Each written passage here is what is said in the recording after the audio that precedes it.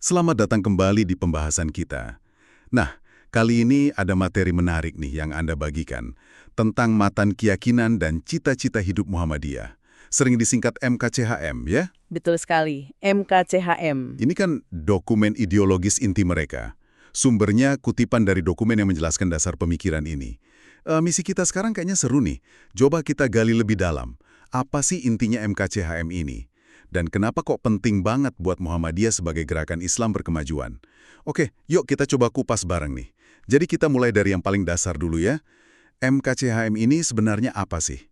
Iya, Sumber Anda menyebut ini dokumen ideologis penting. Lahirnya tahun 1969 ya, di Ponorogo. betul, 1969 di Ponorogo, lalu disempurnakan tahun 70, ditegaskan lagi tahun 85. Berarti ini bukan sekedar dokumen biasa ya, kayak kompas gitu. Tepat, ini bukan sekedar teks di atas kertas. Ini semacam mengkristalisasi pemikiran, sekaligus panduan gerak Muhammadiyah. Latar belakangnya itu ada kebutuhan mendesak waktu itu. Kebutuhan gimana tuh? Ya, di tengah tantangan zaman modern, organisasi perlu landasan pemikiran yang kuat, sistematis, tapi juga relevan. Jadi, MKCHM ini cara Muhammadiyah menegaskan posisinya. Bukan cuma normatif, tapi juga praktis dan transformatif. Intinya, rumusan mereka soal keyakinan dan cita-cita hidup Islami. Menarik. Jadi, apa saja pilar keyakinan utamanya yang digariskan di situ? Bagaimana mereka menafsirkan Islam lewat MKCHM ini? Fondasinya jelas, Al-Quran dan Sunnah yang sohih, yang makbulah. Islam itu dipandang sebagai ajaran yang kafah, menyeluruh. Kafah ya, menyeluruh. Betul, tapi yang penting juga cara memahaminya. Harus rasional, kontekstual, dan orientasinya kemajuan. Oke, Ada penekanan kuat di pemurnian tauhid.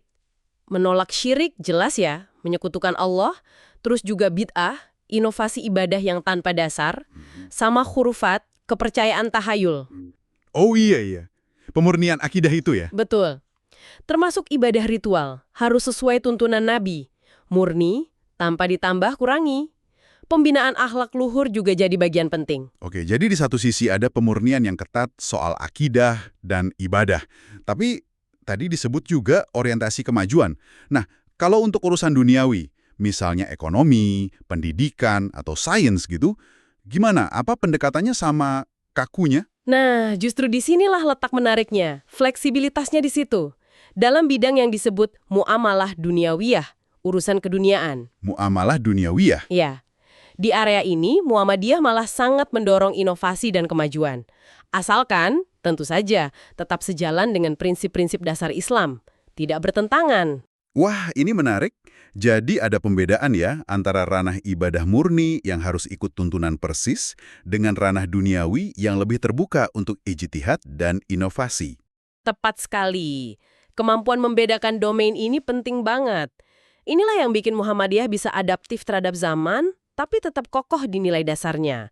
Mereka nggak anti perubahan di area muamalah ini. Jadi mungkin ini juga ya kunci kenapa mereka bisa begitu dinamis di bidang sosial, pendidikan, kesehatan gitu. Lantas, bagaimana MKCHM mengarahkan kontribusi mereka ke masyarakat dan bangsa? Ini juga sangat strategis. MKCHM menegaskan kalau pengamalan Islam itu yang nggak bisa dipisahkan dari kehidupan sosial dan kebangsaan. Cita-cita besarnya itu mewujudkan masyarakat utama yang dirahmati Allah Subhanahu wa Ta'ala. Masyarakat utama? Iya, atau kalau pakai istilah Al-Quran, itu mirip konsep baldatun tayyibatun warabbun ghafur. Negeri yang baik, sejahtera, adil, makmur dalam ampunan Tuhan. Sebuah visi ideal ya? Betul. Nah, komitmen kebangsaan ini diterjemahkan jadi aksi nyata. Pembinaan umat, penguatan moral bangsa, dan upaya menegakkan nilai-nilai Islam di berbagai sektor kehidupan. Jadi MKCHM jadi panduan agar langkah-langkah itu sesuai nilai Islam dan semangat keumatan. Lalu, makna praktisnya gimana? Bagaimana prinsip-prinsip ini hidup dalam keseharian organisasi Muhammadiyah dan anggotanya? Apakah ini cuma jadi teori indah di atas kertas aja? Oh, jauh dari itu. Ini sangat hidup. MKCHM jadi landasan kebijakan organisasi di semua level. Jadi materi pokok dalam kaderisasi, contohnya di kuliah kemuhammadiyahan itu wajib. Oke, jadi ditanamkan sejak awal ya. Iya, tujuannya menumbuhkan kesadaran kolektif tentang pentingnya tauhid murni tadi, tapi juga pentingnya musyawarah dalam konteks modern. Mendorong warganya mengaktualisasikan Islam yang moderat, rasional, dan progresif. Jadi ini ideologi yang bekerja, sumber inspirasi peradaban, bukan dokumen mati di arsip. Kalau soal kaderisasi, terutama untuk generasi muda nih, yang kita tahu kan tantangan nilai dan budayanya beda banget sekarang. Seberapa penting peran MKCHM di sini? Wah, perannya sentral sekali. Nilai-nilai MKCHM ini yang diinternalisasikan untuk melahirkan kader yang berintegritas, punya wawasan luas, dan yang penting, giat memajukan Islam dan masyarakat. Jadi semacam benteng juga ya?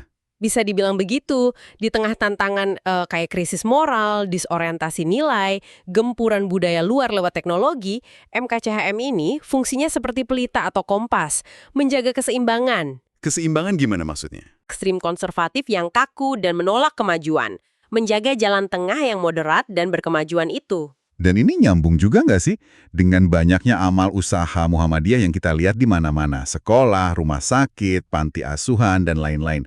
Apa akarnya juga dari MKCAM? Tepat sekali, nyambung banget. MKCAM itu menekankan perpaduan antara nilai rohani dan keilmuan. Ilmu pengetahuan itu sendiri dipandang bisa jadi bagian dari ibadah loh. Ilmu sebagai ibadah. Iya, jika diniatkan benar dan membawa manfaat bagi umat manusia.